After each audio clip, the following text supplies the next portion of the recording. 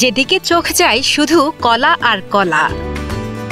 রংপুরের প্রবাস ফেরত কৃষি উদ্যোক্তার হাত ধরেই এখন পুরো গ্রাম তো বটেই, গোটা ইউনিয়নে যেন পরিণত হয়েছে বিশাল এক কলার বাগানে।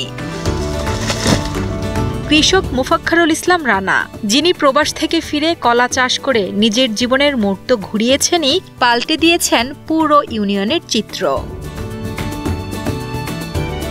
চলতি মৌসুমে কলা বিক্রি করে সব খরচ বাদ দিয়ে 10 লাখ টাকা লাভের আশা করছেন এই কৃষক। খরচ 2.5 লক্ষ টাকা, এখানে আমার 10 লক্ষ টাকা আমার লাভ হবে। এখানে 2.5 একর জমি কলা চাষ করছি, আমার 250 গাছ আছে। এখানে আমার 2.5 একর জমিতে আমার খরচ এখানে 2.5 লক্ষ টাকা, কলা বিক্রি 12 থেকে 14 লক্ষ টাকা। রংপুর জেলার পীরগাছা উপজেলার কৈকুর ইউনিয়নের আদিলপাড়ার বাসিন্দা প্রবাস ফেরত মোফাক্খারুল ইসলাম রানা 2015 সালে দেশে ফিরে নিজের 2.5 একর জমিতে কলা চাষ করে হয়েছেন স্বাবলম্বী। এখন হয়ে উঠেছেন এলাকার অনুপ্রেরণা। কেবল কলা বিক্রিই নয়, পাশাপাশি কলার চারা বিক্রি করেও আয় করছেন রানা। তার এমন সাফল্য দেখতে প্রতিদিন আশেপাশের গ্রাম ছাড়াও দূর দূরান্ত থেকে অনেকে ছুটে আসেন বাগানে। দূর দূরান্ত থেকে আসে, অনেকজন এসে দেখে যে কিভাবে কলা ভালো হতো চাষ করলে, আমার কাছে পরামর্শ নেয়। একটা কলার গাছে 4-5টা করে চারা, যেটা আমার লাগে, নেওয়ার পরে উদ্ভিদটা আমি বিক্রি করে দিই। সেখানেও একটা মোটামুটি ভালো টাকা আসে। রানার মতোই স্থানীয় 2 শতাধিক কৃষক এখন ধান পাট ছেড়ে ঝুঁকছেন কলা চাষে।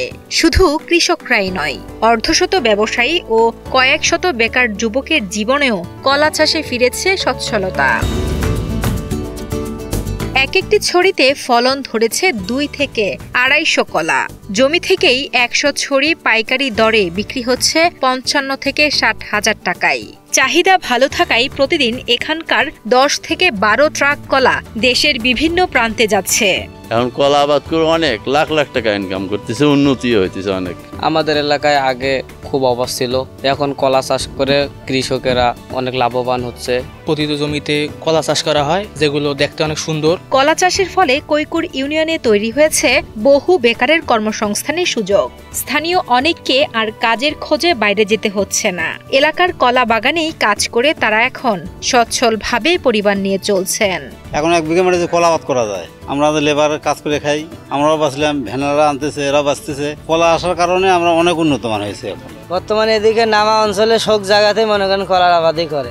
আমরা ভ্যান চালকও মনে করেন যে এই টাইমে কামাই কাজ বেশি আমাদের হয়। কৃষি বিভাগের তথ্য অনুযায়ী এবার পীরগাছায় 200 হেক্টর জমিতে হয়েছে কলা চাষ। ভালো ফলন আর দাম পেয়ে প্রতি বছরই বাড়ছে কৃষকের সংখ্যা। উপজেলা কৃষি কর্মকর্তা রফিকুল ইসলাম জানান, উন্নত মানের চারা থেকে শুরু করে কৃষকদের সব ধরনের সহায়তা দিচ্ছে কৃষি বিভাগ। কৃষককে কলার যে লাভ পাচ্ছে, এই লাভ দেখে নতুন নতুন কৃষক উদ্বুদ্ধ হচ্ছে কলা চাষে। কৃষি বিভাগ তাদের পাশে সবসময় আছে।